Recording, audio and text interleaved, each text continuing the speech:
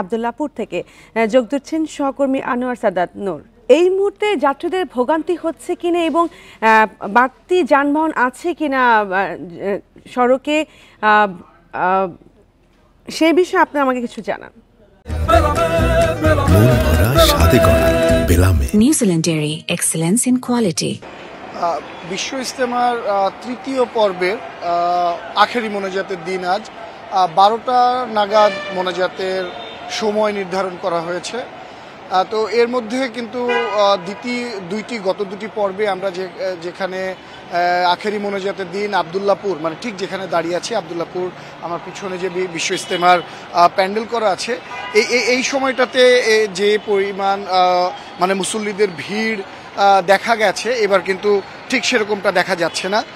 আইন শৃঙ্খলা বাহিনীর সদস্যরা জানাচ্ছিলেন যে গত দুটি পর্বে যে ভিড়, যে উপচে পড়া ভিড় ছিল, মুসল্লিদের যে আগমনের একটা ছিল সড়ক ভর্তি করে, এবারে সেই চাপটি নেই, তারা এমনটি জানাচ্ছেন। পাশাপাশি বলছিলেন যে এর আগে আইন শৃঙ্খলা পরিস্থিতি নিয়ন্ত্রণের জন্য মুসল্লিদের যাতায়াত আরও সুগম করার জন্য কিন্তু দূরপাল্লার গাড়ি ঘোড়া সহ এই আব্দুল্লাহপুরে কিন্তু যে ঢাকার মধ্যকার গাড়ি ঘোড়া সেটাও কিন্তু বন্ধ ছিল।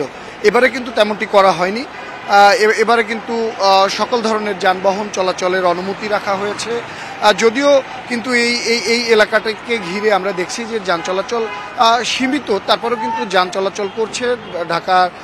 ঢাকার ভেতর থেকে বিভিন্ন জায়গা থেকে যানবাহন ছেড়ে আসছে মুসল্লিদের নিয়ে, আবার এখান থেকে যাত্রী নিয়ে ঢাকার বিভিন্ন প্রান্তের উদ্দেশ্যে যানবাহন ছেড়ে যাচ্ছে। তবে যানবাহনের সংখ্যাও যেমন কম, এখানে আমরা সেই মুসল্লিদের এখনও অংশগ্রহণের যে সেই মাত্রাটাও কম দেখছি।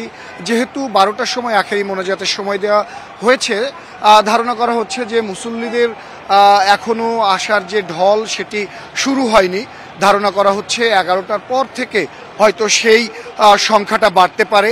এখনও আমরা দেখছি যে দূর দূরান্ত থেকে বা ঢাকার বিভিন্ন প্রান্ত থেকে কয়েকজন বা কিছু সংখ্যক মুসল্লি তারা আসছেন। তবে যাদের সাথে এখন পর্যন্ত আমাদের দেখা হয়েছে, কথা হয়েছে, অনেকেই বলছেন বা বেশিরভাগই এবার বলছেন যে আসার পথে যে একটি মানে পরিবহন সংকট থাকে, একটি ভোগান্তি থাকে, এবারের ভোগান্তিটা ঠিক সেরকম না, বা তাদের পৌঁছাতে কোনো ধরনের ভোগান্তি পেতে হয়নি বলে তারা জানাচ্ছেন। কেননা আমরা কিন্তু দেখেছি যে সকাল থেকেই কিন্তু রাজধানীর যানবাহন চলাচল স্বাভাবিক পরিস্থিতি, এমনকি সেটি আব্দুল্লাহপুর পর্যন্তও, মানে রাজলক্ষ্মী পর্যন্ত কিন্তু স্বাভাবিক। রাজলক্ষ্মীর পরে এসে একটি ব্যারিকেডের সৃষ্টি করে আইন শৃঙ্খলা বাহিনী কিছুটা যান চলাচল সীমিত বা নিয়ন্ত্রণের চেষ্টা করছে, তবে একেবারেই কিন্তু সেটি বন্ধ করে দেওয়া হয়নি।